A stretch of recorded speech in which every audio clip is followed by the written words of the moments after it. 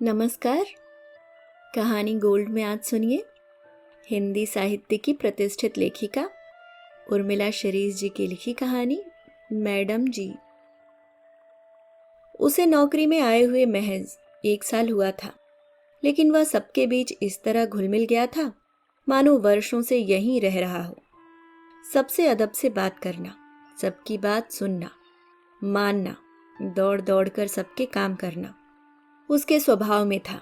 जी madam, जी sir, जी भैया, आप मेरी मालिक हैं, आप मेरी दाल रोटी चलाती हैं, आपसे मेरा घर चलता है, जैसे वाक्य वह दिन में 2-1 बार जरूर बोलता, दोहराता था। उसकी आदतों, स्वभाव, बातचीत करने ने भी सबको प्रभावित कर लिया था। वैसे खाने में वह इतनी चूजी कि 56 भोग सामने रख दो, खाना तो दूर, छूता तक नहीं था।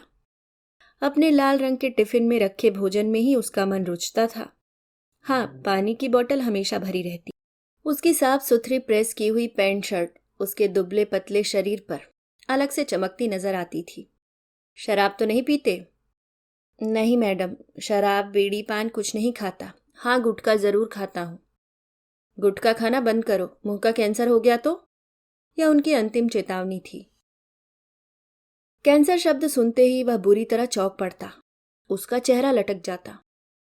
मैडम जी, शुभ शुभ बोलिए, मुझे कुछ नहीं होगा। मेरी माँ जीवन भर से तंबाकू खा रही है, उन्हें कुछ नहीं हुआ। समझाना सलाह देना मेरा काम है, मानना न मानना तुम्हारा काम। जी मैडम, निश्चिंत रहिए, वह आश्वस्त करता। यह तो अच्छा है। पहले वह गाड़ी चलाते हुए गुटखा मुंह में भरे रहता था, हाँ हूं में जवाब देता, या जहां ट्रैफिक लाइट पर गाड़ी रुकती वहीं पिच से थूक देता। पर जब उन्होंने 2-4 बार टोका तो उसने गाड़ी चलाते समय गुटखा खाना बंद कर दिया था। आते ही बाल्टी भरकर वह पानी लाता और गाड़ी को ऐसे साफ करता मानो बच्चे को नहला रहा हो। एक दाग गाड़ी में दिखाई नहीं देता। गाड़ी चलाने के पहले वह अपने भगवान के सामने मत्था टेकता। समय का इतना पाबंद कि घर की घड़ियां आगे पीछे हो सकती हैं, पर मनोज की अपनी घड़ी ब्रह्मांड की घड़ियों से मेल खाती थी। उन्होंने देखा, ऑफिस के बाहर उन सबका एक छोटा सा ग्रुप बन गया था। सब एक साथ चाय पीते, खाना खाते। भारी भीषण गर्मी में वे सब पेड़ के नीचे बैठे रहते, या कई बार गाड़ी का दरवाजा खोलकर वह सीट पर मोबाइल पर गेम खेलता रहता। किसी की बातों या बहकावे में आकर कोई बुरी आदत मत सीखना, हर दूसरे तीसरे दिन वे उसे नसीहत देती। इन बातों के अलावा उन्हें हमेशा डर बना रहता कि कहीं वह गाड़ी के कलपुर्जे न बेच दे, या पेट्रोल में घपलेबाजी न कर दे, या गाड़ी का जब भी वह कोई काम बताता तो उन्हें लगता जरूर ये काम वह पैसे मारने के लिए करवाना चाहता है। इसकी मिली भगत है। मैडम, आप चिंता मत करो, ऐसा कभी नहीं होगा, वह अपनी टूटी फूटी भाषा में कहता। आप मेरे ऊपर विश्वास करो, मैं परिवार वाला आदमी हूं। कहने को तो सब कह देती, आश्वासन ले लेती, मगर मन में हमेशा एक ही खुटका लगा होता। कहीं गाड़ी बाहर लेकर तो नहीं चला गया, कहीं डीजल डलवाने में बेईमानी तो नहीं कर रहा। वह टायर बदलवाने की बात करता, या कवर डलवाने की, या शॉकअप बदलवाने, या सर्विस करवाने। हर बार मन में यही आता कि जरूर पेट्रोल पंप वालों से, सर्विस सेंटर वालों से इसकी सेटिंग होगी। बार बार फोन करती या झूठ मूठ कह देती कि इतने बजे बाजार चलेंगे, या कुछ मंगवाने के बहाने उसकी उपस्थिति चेक करती। ड्राइवरों के बारे में सुने किस्से याद आने लगते, और इधर मनोज सारे ड्राइवरों का मुखिया बन चुका था। खाने के समय यदि वह कहीं होता तो फोन आ जाता। सभी ड्राइवर उसकी प्रतीक्षा कर रहे होते, या कभी मनोज नहीं आता तो बाकी ड्राइवर खोज खबर लेते, क्यों नहीं आए मनोज भाई, या सब ठीक तो है। मनोज और बाकी ड्राइवरों की बैठक जमती और सब अपनी अपनी बातें सुनाने को उतावले हो उठते। अपने भरे हुए मन वे इसी बैठक में उड़ेलते थे। और बताओ मनोज भाई। मालिक की कृपा है। आज लेट हो गए? मैडम की तबीयत ठीक नहीं है, हॉस्पिटल गए थे। डॉक्टर ने कितने तो टेस्ट लिख दिए थे, बेचारी अकेली भाग दौड़ करती रही। अभी 5-6 बार और जाना पड़ेगा। मेरी मैडम का टेस्ट करने तो घर पर ही एक बंदा आ जाता है, ब्लड सैंपल ले जाता है। तुम अपनी मैडम को भी बता देना। मेरी मैडम तो बढ़िया मस्त हैं, पूरे समय खुद हंसती रहती हैं और सबको रुलाती रहती हैं। घर में भी उनका बड़ा रुतबा है।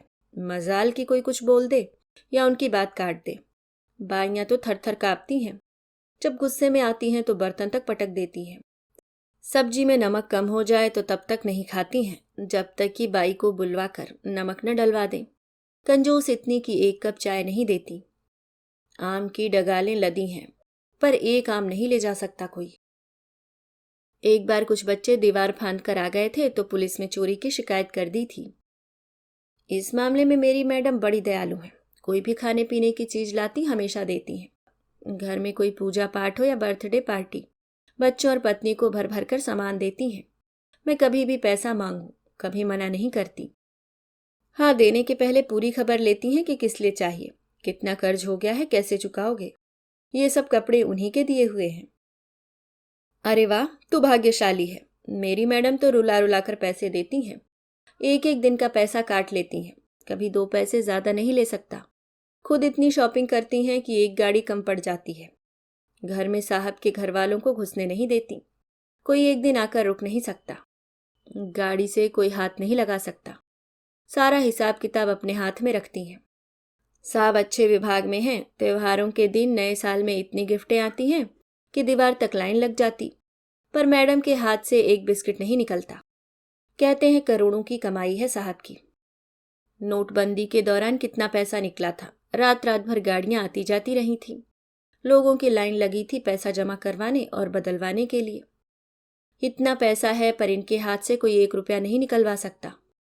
मैं तो कसम से इतना मजबूर हूं कि कल नौकरी छोड़ दूं, पर जानता हूं बिना नौकरी के मेरे बच्चे भूखे मर जाएंगे। ऐसे पापी लुटेरों का चेहरा देखने का धर्म नहीं है। अदिल का चेहरा तमतमा उठा। वह घृणा तथा गुस्से से दलदला रहा था। अरे भाई, हमारी मैडम घर के भीतर जाकर देखो, तब असलियत पता चलती है। हम तो बाहर ही रहते हैं, अंदर जाने की हमें अनुमति नहीं है। मैडम को लगता है जिस घर में जवान लड़कियां हो वहां बाहर के लोगों को अंदर नहीं घुसना चाहिए। उन्हें क्या बताएं कि उनकी लड़की क्या गुल खिला रही है।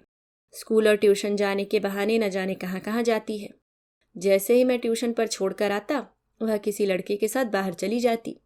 स्कूल न जाकर कहीं और निकल जाती।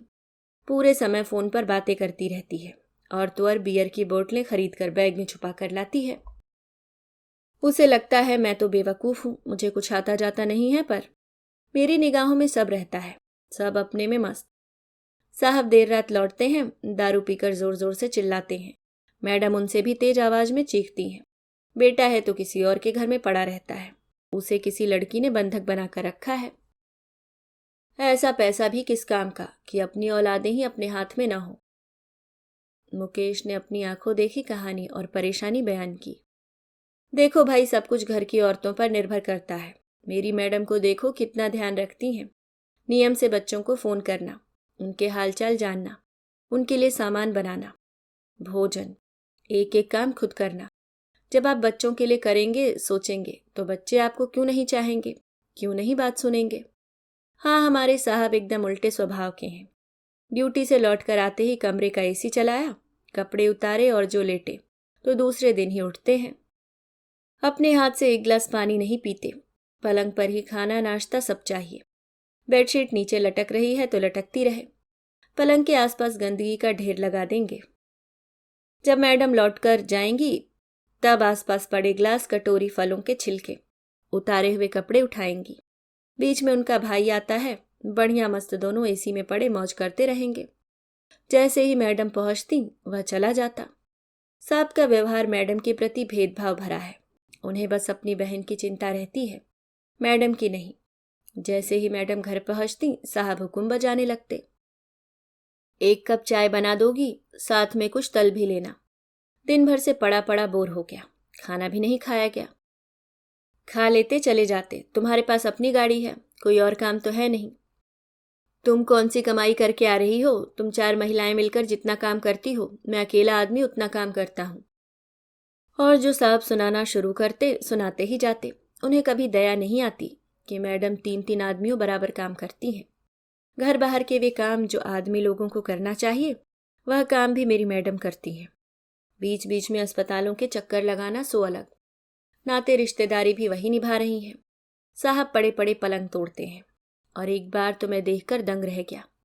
मैडम हॉस्पिटल में एडमिट थी और घर पर तीनों भाई बहन भजिया तलकर खा रहे थे, हंसी मजाक कर रहे थे। मुझे लगा ये तीनों तो मैडम के मरने का इंतजार कर रहे हैं। मैडम मरे और उनकी पेंशन पर घर पर इन सब का कब्जा हो। तब से साहब मेरे दिल से उतर गए। मैंने भगवान से मैडम के लिए प्रार्थना की।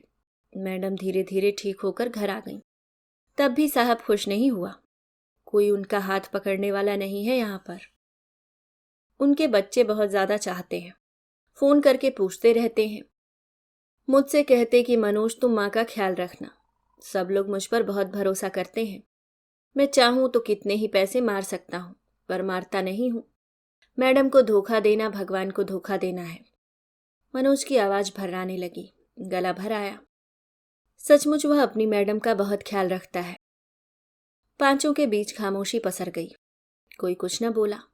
वे अपनी अपनी मैडम की बातों के बहाने अपनी तकलीफें भी शेयर कर लिया करते थे। हर रोज होने वाली बैठक उनके जीवन की अभिन्न हिस्सा थी। अरे भैया, मेरी मैडम जी की तो बात ही न पूछो। हर रोज नई साड़ियां जेवर पहनने वाली मैडम, सब्जी वाले फल वाले और दुकानदारों से ऐसी बार्गेनिंग करती कि सामने वाला शर्मिंदा हो उठता। आखिर किसके पेट पर लात पड़ती है? गरीब आदमी के ना। और तो और रद्दी तक स्वयं तुलवाती हैं। तभी तो मैं कहता हूं कि 200-400 रुपए मारने में कुछ नहीं जाता। भैया, हर आदमी एक जैसा नहीं होता। सबका स्वभाव, सबकी आदतें और प्रकृति अलग होती है। किसी को बताना नहीं, नहीं तो मेरी नौकरी चली जाएगी। ऐसा सुना है कि हमारी मैडम अपने पति को छोड़ चुकी हैं और घर में रहने वाला आदमी उनका मित्र है। आजकल चलन चल रहा है आदमी औरत का बिना शादी के साथ में रहना। कुछ वैसा ही मामला है। रात में खूब शराब पीती हैं, सुबह देर से उठती हैं, नशे में रहती हैं, तभी तो लेट आती हैं। यार, हमें क्या करना है किसी के घर के भीतर झांकने से? हम लोग तो अपनी ड्यूटी करें, बस यही अच्छा है। कई बार मेरी मैडम अपना पर्स छोड़कर चली जाती हैं। नोट भरे रहते हैं, कई बार जेवर रखे रहते हैं। तो भैया, अपना तो एक ही सिद्धांत है कि अपना ईमान अपने साथ रखो। उनकी धन दौलत उन्हें मुबारक। तुम्हें कैसे मालूम? देखते हैं ना, गड्डियां की गड्डियां निकालकर खरीदारी करती हैं। बड़े बड़े नेताओं का आना जाना है इनके घर में। घंटों उनकी मीटिंग चलती है। देर रात एक न एक को छोड़ने जाना पड़ता है। पर दिल की अच्छी हैं, मुझसे खुश रहती हैं। इसलिए मैं सोचता हूँ कि मुझे क्या करना है इन बातों के बारे में सोचने से। बड़े लोग हैं, उनकी अपनी जिंदगी है, अपनी रोजी रोटी चलती रहे बस। अशोक ने दोनों कानों पर हाथ रखते हुए कहा। तू कल क्यों नहीं आया था? कल तेरी मैडम ऑटो से आई थी। बेचारी खुद सामान लेकर जा रही थी। हाँ, क्या साहब छोड़ने नहीं आए थे? कल संडे था ना, मेरे घर में बहुत काम रहता है। एक इतवार ही तो मिलता है, इसलिए नहीं आया था। नहीं, लौटी भी ऑटो से। मैं तो वहीं खड़ा था। यार, इतना तो तुम्हें करना चाहिए। हम लोग कितनी बार पहले चले जाते हैं। एक आध बार इमरजेंसी आ जाए तो आना चाहिए। हमारी मैडमों के अलावा हमारा है भी कौन? तूने 100 बात की एक बात कर दी। तो आया क्यों नहीं? पर मैडम ने तो मुझसे कुछ कहा ही नहीं था। चलो, आगे से ध्यान रखूंगा। और सुनाओ, तेरा मुंह क्यों उतरा है सुनील? यार, वैसे तो हमें किसी के बारे में कुछ बात नहीं करनी चाहिए, पर आज सुबह मैंने देखा मेरी मैडम के बाएं गाल पर चोट लगी थी। गहरी नीली चोट थी। वे बार बार रुमाल से उसे छुपा रही थीं। रास्ते भर रोती रहीं। धीरे धीरे किसी से बात कर रही थीं। शायद झगड़ा हुआ होगा। उनकी बेटी भी आई हुई है। शराब पीकर साहब राक्षस बन जाता है, जोर जोर से चिल्लाता है। मैडम ने भी अपने आप को बचाने के लिए धक्का मार दिया था। बता रही थीं कि भद्दी गालियों के अलावा कोई बात ही नहीं करता। अपनी माँ या भाई से कह रही थी कि मैं कब तक सहन करूं और क्यों करूं। घर मैंने बनवाया, बच्ची को मैंने पढ़ाया, कमाती मैं हूं। बावजूद इसके पति होने का हक जमाता है। पूरे दिन सज धज कर दूसरी औरतों के साथ अय्याशी करता है। पति है इसलिए उसको हक है कि वह जो चाहे सो करो, जो चाहे सो कहे। बेचारी बहुत दुखी और परेशान है। उनकी हालत देखकर मेरा मन दुखी हो जाता है। इससे अच्छे तो हम लोग हैं जो 4 पैसे कमाते हैं, घर जाते हैं, बीवी बच्चों के साथ जो मिलता है खाते पीते हैं। इनकी तरह पाखंडी तो नहीं है। दूसरों के सामने कुछ, अकेले में कुछ और। बाहर से पढ़े लिखे सभ्य बनते हैं, लेकिन इनकी जुबान गंदी और अश्लील है। ये अपनी पत्नी को पत्नी नहीं, कमाऊ दूध देने वाली गाय समझते हैं। सुनील गुस्से से बोले जा रहा था। अनिल भाई नहीं दिख रहे हैं? 2 दिन की छुट्टी लेकर गया है, उसकी लड़की का एडमिशन होना है। मैंने कहा था यहीं लेकर आ जाओ, पर अभी वह फैमिली को लाना नहीं चाहता। कह रहा था बड़े शहर में बड़े खर्चे होते हैं, थोड़ी बहुत खेती है उसी के भरोसे बीवी बच्चों को छोड़ रखा है। चलो चाय पीकर आते हैं, बहुत बातें हो गई हैं। तुम्हारी मैडम के टेंशन हमारी तरह नहीं है, रोटी कपड़े और एक मकान के लिए। वे खाते पीते दुखी हैं, परेशान हैं। हम खाने पीने के लिए परेशान हैं, संघर्ष कर रहे हैं। मनोज ने कहा, हम थोड़ी न पूछने जाते हैं उनसे उनकी बातें, कान में रुई भी नहीं लगा सकते हैं। कार में बैठकर वे बातें करती हैं जो हमें सुनाई देती हैं। रघुवर को क्या हुआ? 1 हफ्ते से नहीं आ रहा। उसकी मैडम के साहब की तबीयत खराब है, बिस्तर से उठ नहीं पा रहे हैं, अस्पताल में है। मैडम आजकल वहीं रहती हैं। बेचारी की आंखों से आंसू नहीं सूखते, इतना रोती हैं। भगवान पता नहीं किसको किस बात की सजा देता है। कितनी सज्जन महिला है। दीपावली पर सारे ड्राइवरों को मिठाई दी थी, अब देखो तो अकेली परेशान है। जब तक कोई वहां जाता नहीं है तब तक मैडम हिल नहीं पाती हैं। कल हमारी मैडम को बता रही थी कि उनकी लड़की बाहर पढ़ रही है। रिश्तेदार कभी कभार आ पाते हैं। एक लड़का रखा था, वह भी छुट्टी पर गया है। दूसरा अटेंडर जब तक नहीं आता तब तक वे हिल नहीं सकती। क्षणों तक खामोशी छाई रही। एक काम करें, अगर आप सबको मेरा आइडिया पसंद आए, इंसानियत के नाते हम कुछ कर सकें, तो हम लोग एक एक दिन जाकर उनके साहब के पास रुक सकते हैं, भले ही 1-1 2-2 घंटे के लिए। कम से कम वे आराम तो कर पाएंगी, घर बाहर के काम निपटा सकेंगी। मनोज का दिया आइडिया सबको पसंद आया। हमेशा मैडम लोग ही हमारे लिए क्यों कुछ न कुछ करें, हमको ही गिफ्ट दें, पैसा दें। हमें भी तो कुछ करना चाहिए, हमारा भी तो फर्ज बनता है। क्यों भाई लोग, बनता है या नहीं? सचमुच दूसरे दिन से उन्होंने अपनी अपनी पारी शुरू कर दी, यानी हॉस्पिटल में 1-1 दिन की ड्यूटी। अभी आप सुन रहे थे उर्मिला शिरीष जी की लिखी कहानी मैडम जी। उम्मीद करती हूँ दोस्तों कहानी पसंद आई होगी। अगर आप चैनल पे नए हैं तो सब्सक्राइब करना ना भूलें। धन्यवाद।